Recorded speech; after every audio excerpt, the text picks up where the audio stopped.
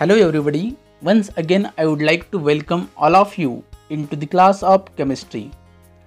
Today we will going to see very important topic in chemistry and the name of topic is chemistry of solutions. Friends, we know that the solution is very important part of chemistry because the thousands of experiments performed in chemistry are based on solution. So that we must know the theoretical as well as practical knowledge of solutions. For this purpose, I am going to give this is very important topic. Before going to start this topic, I would like to introduce myself. I am Professor N.F. Jadhav, working as a lecturer in General Science Department at SPM Polytechnic Kumte. So, by using this video, we will going to see what are the different types of solutions, how the solutions are made. So let us start our today's presentation.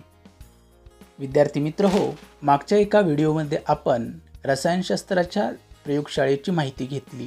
त्या प्रयोगशाळेमध्ये असलेले उपकरणं आणि साहित्य त्यांचं काम हे आपण पाहिलं. त्याच साहित्यांचा वापर करून रसायनशास्त्राच्या प्रयोगशाळेमध्ये द्रावणे कशा प्रकारे तयार करतात हे आज आपण आजच्या व्हिडिओच्या माध्यमातून जाणून घेऊयात. So let us start the concept of chemistry of solutions. At first we will going to see the meaning of solution. Solution is nothing but mixture of two or more substance in a single phase and out of that two substance one is solute while another is solvent. Solute is always present in small quantity while the solvent is present in large quantity. Some examples are given in the picture. Once again we will going to understand the definition of solution in different way. Solutions are the homogeneous mixtures of two or more pure substance. Here the meaning of word homogeneous, homo means same and geneous means different types. So in a solution the solute is dispersed uniformly throughout the solvent. Now let us start the parts of solutions. In our definition we say solution is nothing but mixture of solute and solvent. Now the question is arises that what is meant by solute. So the definition of solute is the part of solution that is being dissolved, usually the lesser amount. solute म्हणजे काय तर द्रावणामध्ये जो part किंवा जो भाग मिसळणारा असतो त्याला आपण सोल्यूट असं म्हणतो. Second word is solvent, the part of solution that dissolves the solute and usually it is present in solution in greater amount. म्हणजेच सॉल्व्हंट हा जो काही भाग असतो ज्याला आपण मराठीमध्ये द्रावक म्हणतो तो द्रावक द्रव्याला आपल्या स्वतःमध्ये मिसळून घेणारा असतो आणि शेवटी द्रव्य अधिक द्रावक या दोघांपासून आपल्याला द्रावण असं मिळतं ज्यालाच आपण इंग्रजीमध्ये solute and solvent gives solution असं म्हणतो. सोल्युशनची काही उदाहरणं आपल्याला बाजूला दिलेली दिसत आहेत. विद्यार्थी मित्रांनो, याच भागावर आधारित काही प्रश्न आपण बघूयात. पहिला प्रश्न आहे identify the solute and solvent in each of the following solutions. म्हणजेच आपल्याला खाली काही सोल्युशनची उदाहरणं दिलेली आहेत आणि त्याच्यामध्ये सॉल्यूट आणि सॉल्वंट हे ओळखायचे आहेत. पहिलं उदाहरण आहे 1.0 gram of sugar dissolve in 100 gram of water. म्हणजेच या ठिकाणी शुगर जे आहे त्याला आपण सॉल्यूट तर वॉटर म्हणजेच सॉल्वंट असं म्हणू शकतो. And always we know that in solution the quantity of solute is less while the quantity of solvent is more. So that in first example sugar is solute while the water is solvent.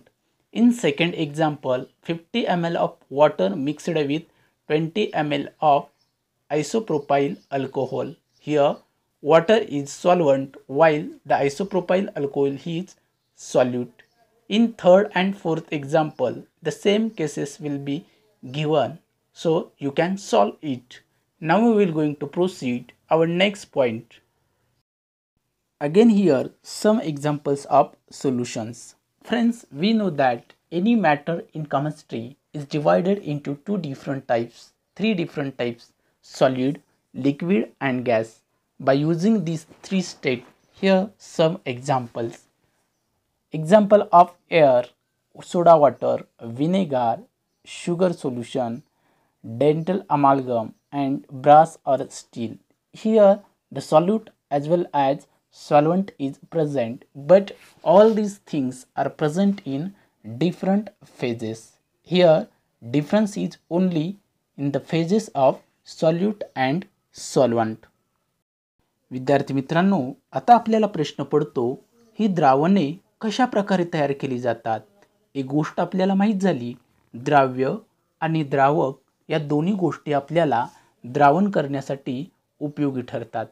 मग आपण हे solution किंवा द्रावणे आपल्याला कसे मिळतात हे आता आपण पाहूयात. Now question is arises that how does a solutions form? The procedure is, first point is solvent molecules attracted to surface ions. म्हणजेच काय तर सॉल्यूट मॉलिक्यूल हे सरफेसवरती असलेल्या आयन्सकडे आकर्षित होतात. Second point is each ions is surrounded by solvent molecule. म्हणजेच सरफेसवरती असलेले जे काय आयन्स आहेत ते आयन्स सॉल्वंट मॉलिक्यूलने सराउंडेड झालेले असतात. Third point is delta H changes with each interaction broken or forms. So by using these 3 points we know that or we understand that solutions how form. Now on the basis of use of solute in the solution is divided into two different kinds. First one is dilute solution and second one is concentrated solution. म्हणजेच द्रावणामध्ये द्राव्याच्या वापरण्याच्या प्रमाणावरून द्रावणाचे दोन वेगवेगळे प्रकार पडतात. त्यातला पहिला dilute. Definition, the small amount of solute disperse in solvent. म्हणजेच ज्यावेळी आपण द्रावणामध्ये कमी प्रमाणात द्राव्याचा उपयोग करतो त्यावेळी आपल्याला डायल्यूट सोल्युशन मिळते. तर एक्झॅक्टली याच्या अपोजिट म्हणजेच large amount of solute is dissolve in the solvent then we will going to form concentrated solution.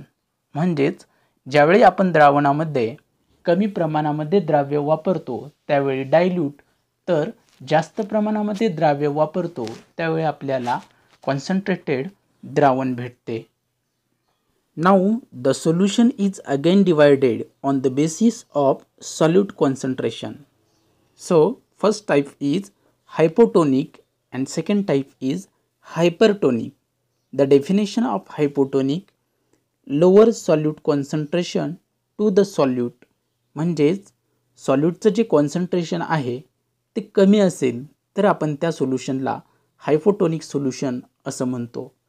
याच्याच ऐवजी जर सॉल्यूटचं कॉन्सन्ट्रेशन जास्त असेल तर त्याला आपण हायपरटोनिक असं म्हणतो. हायपो म्हणजे कमी आणि हायपर म्हणजे जास्त. Now what is mean by dissolution? मराठीमध्ये आपण त्याला विद्राव्यता असं म्हणतो. विद्राव्यता म्हणजे काय? डेफिनेशन बघूयात. It is the process by which solid, liquid or gas forms a solution in a solvent.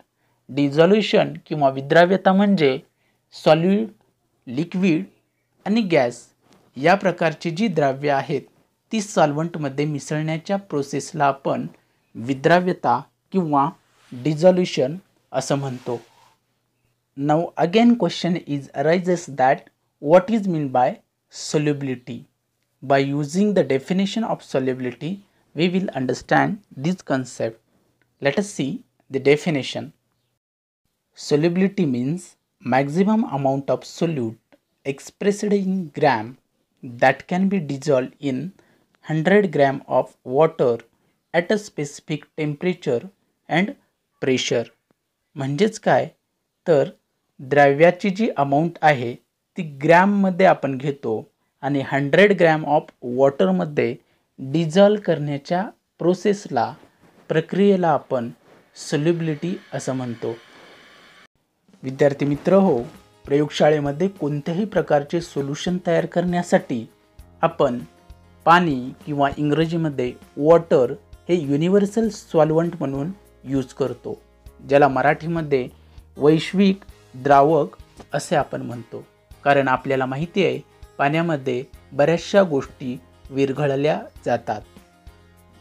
तर विद्यार्थी मित्र हो, हा व्हिडिओ तुम्ही संपूर्णपणे पाहिलात आणि या व्हिडिओमधून मिळणारी माहिती म्हणजेच सोल्युशन म्हणजे काय, सोल्युशनचे वेगवेगळे प्रकार कोणते किंवा सोल्युशन तयार करत असताना आपल्याला कोणकोणत्या गोष्टींची माहिती आवश्यक आहे हे आपण पाहिलं. आशा करतो आपल्याला सगळ्या या गोष्टी समजल्या असतील. हा व्हिडिओ तुम्ही शेवटपर्यंत पाहिलात त्याबद्दल थँक्यू व्हेरी मच.